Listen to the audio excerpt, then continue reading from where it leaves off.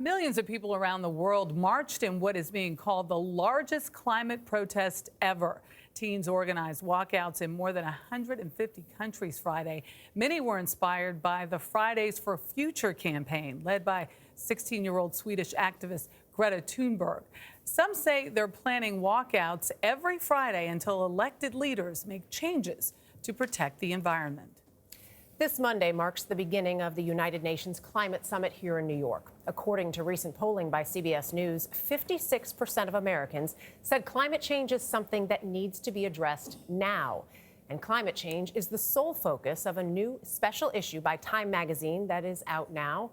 This morning, we are joined by Justin Worland, senior climate correspondent at Time. Justin, good morning. Morning. So you write an article about the political implications of climate change in Iowa specifically, obviously a key in the primaries. How is this year different than other election years when it comes to climate change? Yeah, well, I spent a good amount of time in Iowa talking to voters, talking to people about how they've been feeling the effects of climate change right now, or they've been feeling the effects of extreme weather.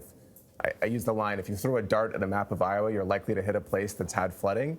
And that leaves an impression for voters, particularly Democratic voters who who understand the science of climate change. They've been impacted more recently, so now it's more on the top of their mind. Exactly. Are certain candidates talking about it more than others?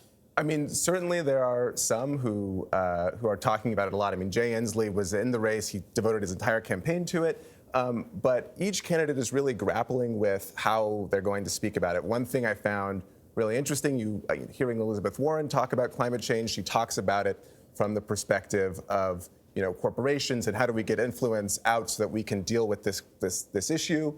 And then others will talk about it, Kamala Harris will talk about it from the perspective of suing polluters, something that she brings experience from as a former attorney general.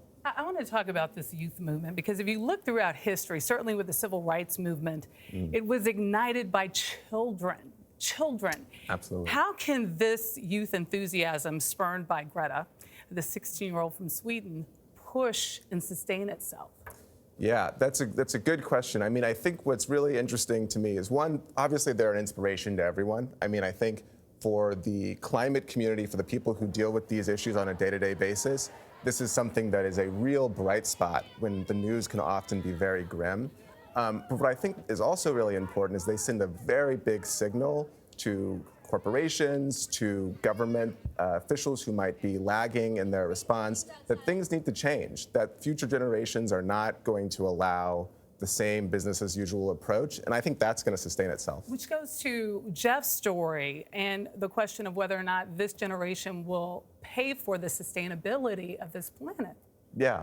I mean, that generation will be they will experience the things that generations past have the repercussions of what we've done, of what we've done to our climate. And it won't be cheap, is my point. There's the politics of it, then there's the solution. So this issue, which goes around the globe, the Time magazine issue, talks about 6 things that may happen over the next 30 years, or they think need to happen over the next 30 years. That is, phase out natural gas and coal, grow renewables, chart a path on nuclear, remove carbon from the atmosphere, which is what we talked about in the trees piece, support trees and the growth of trees, and make energy use more efficient.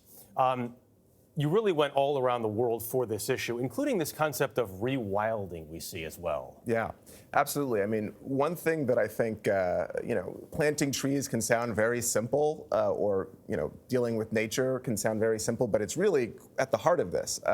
There was a paper in the journal Science earlier this year that found that if we planted trees on an area the size of U.S. and China, which sounds like a lot, but it's an area that's ripe for trees growing, we could eliminate 2/3 of the emissions that we've had since the Industrial Revolution. That's a big thing that will not happen that way, but it has a huge potential. Okay, Justin Worland, thank you very much for being here. Thank you.